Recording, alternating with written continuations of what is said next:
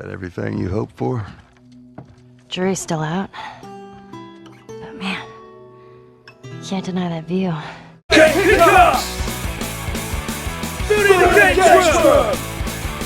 Rush tricks! Live game hunting! Hello again, folks, and welcome back to another episode. And you know what? Sometimes you are just spoilt for choice. And the problem is, you cannot buy everything you find. Sometimes you have to kind of cherry pick the things you cannot pass up. The stuff you never see. The rare and the wonderful. And that is what we are after today. We're going down to the Anglia Square district of Norwich. And I always seem to find so much good stuff here. I find so much I have to pass stuff up. So today is going to be all about making some difficult decisions. But before we go making any difficult decisions, I want to remind you folks watching at home to please hit the like button if you enjoyed the video and subscribe for more great content as I put videos out every Saturday live at 5 and want you along for the game hunt. Now, let's get hunting. Here we go then, first store, and not really much to see here. We've got your standard kind of charity shop finds. We have some Wii shovelware, some Blu-rays, some old FIFA games, and yeah, a couple of old PC games. On the next charity shop though, they did have a glass cabinet, and these are normally one of the first places I would check, as this is where they're going to put their decent games. If I ever see DS games, I'm checking they ain't Pokemon games. And here is something I see so rarely in charity shops: Gamecube games. I was super tempted to pick these up, but thought, do you know what? I need to hang on. I think I'm going to see something that I want to put my money into a bit more. And yeah, surprised by seeing cassette-based games. Like, you just don't see these very often, so it's super cool to see these, especially in a charity shop. So yeah, pretty good start to the day, but I reckon it's going to get better. I always take a look at these old kind of steering wheels, but they are one of those things that take up a lot of space. It's especially cool when they are boxed, but that means they take up even more space. And the thing is, if you had a steering wheel for every console, you are going to take a lot of room. And this was super expensive as well, 20 quid. I know it's for the PlayStation 1 and it's boxed to complete, but that seems like quite a lot to me. Now this is something I was not expecting to find in a charity shop. Yes, it is 30 quid, but this is something I've never seen before. A collector's edition for The Last of Us on the PlayStation 3, and this thing looks super cool. I did check the contents, it was fully complete. I wasn't sure about this one. The sold listings were all over the place, but you know, it's one of those things, when you see something you've never seen before, you buy it. And can anyone explain why these games have this Sony sticker on them?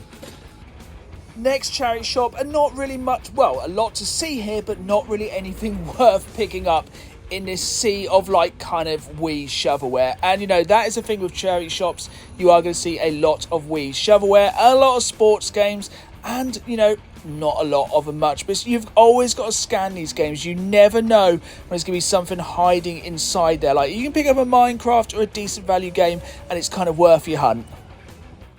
Our next stop was Aladdin's Cave, kind of an antiques dealer store in the heart of Norwich, which just has loads of booths where you can literally buy anything. And this kind of shows what I mean. They have a little bit of everything. If you are looking for furniture, antiques, video games, vintage toys, books, guns, knives, grenades, basically you name it, you can probably get it. But of course, I was mainly on the lookout for video games and other retro awesomeness, and don't worry, there was loads of stuff to look through. Like, one of the first things that really caught my eye was these vintage 1980s Hasbro wrestling figures, and they were actually a really good price. Sometimes these figures can be really expensive, but £5 a figure, I thought that was a really good deal. I was pretty tempted to pick a couple of these up. There was also a veritable wall of comic books, and you know, I am never going to say I'm an expert in collecting comic books, but one thing I've noticed over my short term of collecting is that Star Wars comics are normally really expensive. So if I ever see any cheap Star Wars comics, I'm probably going to pick them up. Sadly, most of these were over a £5, and for me, my biting point for a comic is £1 to £2, because, as I've said many times before, my knowledge is a little bit lacking, so I don't want to overpay for something I could probably get a lot cheaper somewhere else. Of course, we are mainly looking for video games, and, well, we were spoilt for choice again. There was NES, Megadrive, Dreamcast controllers. This box Game Boy Advance was really nice. Like, this thing was in amazing condition.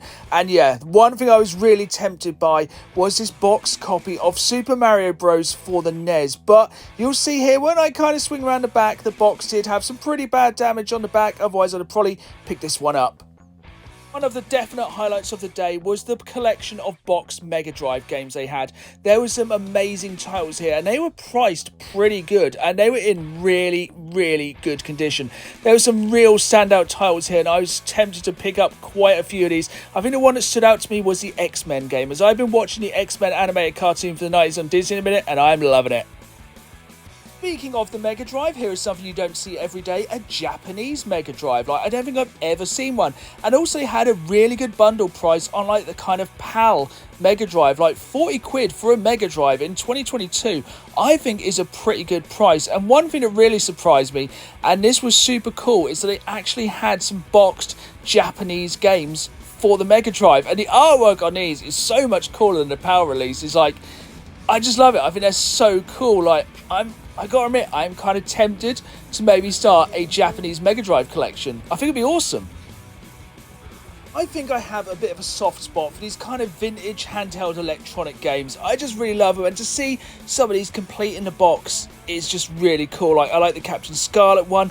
I think the one that stood out for me was this one at the back here, this Hook one, still on its like blister case in perfect condition. It's just a thing of beauty, it really is.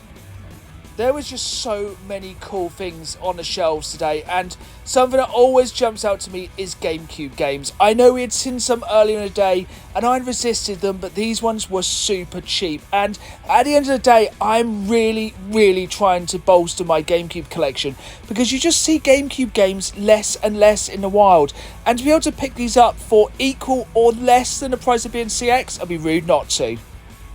It's a similar story for the Wii U. These games are getting less and less abundant. Like, you go into CX now and I'll have 3 or 4 games for the Wii U. I'm telling you, in the next 5 to 10 years, the Wii U is going to be super expensive to collect for. So now is the time to pick up these cheap games and fill the holes in your collection. Trust me. Just across the road is another one of my favourite places to shop in Norwich, is Surplus Trading. And this is just a smorgasbord of everything. They have vintage toys, games, everything, just literally a little bit of everything. It's quite crazy. I had, starting off, a really nice selection of Dreamcast games. I'm always looking to bolster my Dreamcast collection, and there was some good prices here. Some of these were like £10 to £15, which is a good price. Obviously, you get a game kind of like Daytona, and that's a little bit more expensive. Definitely want to get this game at some point, but going to resist today. I'm really trying to boost my NES collection at the moment, and again, I was super tempted by DuckTales, as it was one of my favourite cartoons when I was growing up. I know the game is hard, but I just love it. This is what I mean by them having a little bit of everything. We have some Wii games, PlayStation 2 Classic and Twisted Metal, Ace Combat for the PlayStation 1, some Mega Drive games. There is literally a bit of everything. I just love it. I love the chaos of the store. And yeah, you just never know what you're going to find. There's so much I wanted to take home. I think that's just what I like about this store, is just the organised chaos of it. They just have so much stock, like everything, like random controllers, DS games, old games, like just a bit of everything. And like, yeah, then you just find classics like this, like PlayStation 1 Black Label games. And most of these aren't bad prices. Some of the prices are a little bit over, some of them a little bit under, but you know, oops. But for me, it's the variety of stuff in here, and it changes all the time. You just never know what you're going to find. Some of the prices may be a little bit high, some of them may be a little bit low, but can you really put a price on Mary-Kate and Ashley Magical Mystery? Yes, this is the same store in a corner where they're still organising, and this is what I love. Just being able to dig in and find games like Tony Hawk's Motion. I've never even heard of this game, and it's just £2. And there's just stacks of DS games. And the thing is, you just don't know what's going to be in here. Like, you know, there's a 3DS game for £5. That's a good price. There's another 3DS game for £3. There's the consoles that get more expensive to collect for. You know, you can see there's Xbox 360 games in here. I just didn't know what's going to be in here.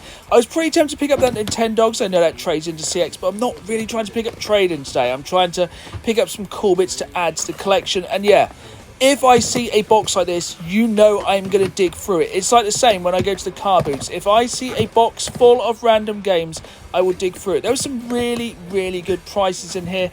I'm not really looking too much for Nintendo DS games at the moment. And, I was kind of a bit more specific with my hunting today. I've seen so many cool things, so I wasn't really looking for stuff I see all the time. But, that's the thing with game hunting. You have to literally get out there and hunt and look through every single box, as you never know what you're going to miss, and it's the things you don't find that you're going to regret. Another thing I love about this shop is the way they store things. I just love these kind of slide out drawers, and you never know what's going to be in these. These ones were filled with Star Wars comics, and the one above was more comics. And I'll always have a quick look through comics. I was kind of a bit burnt out after going through all those comics in Aladdin's Cave, but I'm always going to have a flick through. And I did find these really, really cool Halo Uprising comics, which I was pretty tempted by, but maybe another time. On to our final charity shop of the day, and straight to the glass case. And let me know in the comments down below if you're old enough to remember Boglins. Yes, I know they made a bit of a comeback recently as a Kickstarter, but yeah, these were super cool and definitely super nostalgic. But shout out to the artist who had made this amazing sign for them in the charity shop. So here is something you don't see every day. A PlayStation 3 in a charity shop, just a console, nothing else. No leads, no power supply, no controller. I did have to check and see if this was the backwards compatible one. I know it's backwards compatible with the PlayStation 1, but I was wondering if it was the one that's backwards compatible with the PlayStation 2. If it had been the one that can play PlayStation 1, 2 and 3 games, I'd have grabbed it in a heartbeat. We were coming to the end of the day, and we had been spoilt for choice today. It was so hard to decide what to pick up and what to leave behind. And the thing is, the hunt isn't over until it's over. I will look until the final game is turned over, and then we take it back to the games room. I was just absolutely blown away today by how much cool stuff I saw in such a small area. I think a lot of people ignore that area of Norwich, and trust me, you do not want to sleep on the Anglia Square region, as there is so many good shops. And I am always looking to bolster my GameCube and Wii U collection, so I couldn't pass up cheap Wii U and GameCube games, because yes, they might not be the most high value games, but they are getting harder and harder to find, and most of these are about the same price they would have been in CX. So let's go through them. So we've got Marvel Superheroes for the Wii U. This is a £3 game. I'm slowly building that Wii U library, and I tell you, it's getting harder and harder to find these games. When I see a Wii U game, especially if it's cheap, I don't own, I'm picking it up. Onto the GameCube, and we have a massive pile of GameCube games here. Nothing is exactly groundbreaking, but these are all cheap titles, and at the end of the day, I love building my GameCube collection, so if I can pick up games cheap, I'm going to. So first up, we have Driven, a game I've never played. It's inspired by Sylvester Stallone's hit movie Driven. I don't think I've seen that film. Let me know in the comments down below. Am I missing the movie Driven? Let me know and I will check it out. So yeah, nice and cheap, £3. Next up, another film which I have unfortunately seen, Hulk. Yep, it was the dark ages of Marvel. Probably a dark game. Like, they just don't seem to make as many movie tie-in games as they used to. But, this one probably ain't too bad. Next up, we have Piglet's Big Game. And I'm not going to beat around the bush. I picked this up because it's cheap, it's complete, it's on the GameCube. Next up, X-Men Wolverine's Revenge, which I think I have now on the PlayStation 2, the Xbox, and now probably my most preferred version, the GameCube. Again, they were kind of like smashing out X-Men games years ago. Like, now they can't seem to do one decent one. You just throw out loads of mediocre ones. Then we have Rainbow Six Free for £3. Again, these are a dime a dozen on the GameCube, but they are getting harder to pick up. And finally, we have Aggressive Inline. Like, back in the day, Tony Hawk's games, even Dave Mirra games, they were absolutely smashing it out. And, somebody decided they'll buy the license to inline skating. So, all of these games were pretty cheap, between, so you can see, £3 to £4. Most of these are only about £4 to £5 to £6 in CX, but to pick them all up complete in one store is an absolutely great pickup. My pickups in this video are definitely quality over quantity, and I just don't feel I could pass up this Last of Us Ellie edition. Yes, it was 30 quid, but this is in really, really good, complete condition, and what I'll do is show you some footage to the side of the screen, what is inside this, and you'll see what I mean by complete. There is a lot of stuff inside this game. The special edition needs to be complete. If I'm buying a special edition of a game, I want it to have every single thing in it, and this one is super cool. And the thing is, this is a pretty decent price for this. It is more than this in CX, but some of the prices this goes for on eBay are absolute crazy. Like, I couldn't believe how much. But the thing is, the price of this is all over the place. But for me, it's not really about the price. I am such a fan of both The Last of Us and The Last of Us Part 2. Regardless of what you think of either of the games, I think they are both absolute masterpieces. As they are re-releasing this, arguably, I don't know why they are re-releasing this again for the PlayStation 5. I think the price of this one is only going to go up. And the thing is, as I have this one now, I feel it would be rude not to have the Joel edition. And the crazy thing is, it's not that expensive in CX, but you just don't know what condition it's going to be in. And when I get a special edition, I want it complete and perfect. There we have it then, another week of game hunting, and it's always a good week when I can pick up one Gamecube game, let alone a pile like I did today. And to see that Last of Us game, which I've never even seen before in the wild, was an amazing treat. Let me know in the comments down below, what is your biggest pickup recently, and what is your favourite collector's or special edition game? Thanks for watching. If you enjoyed the video, please hit that like button, please subscribe, and as always, keep playing the game. See y'all soon.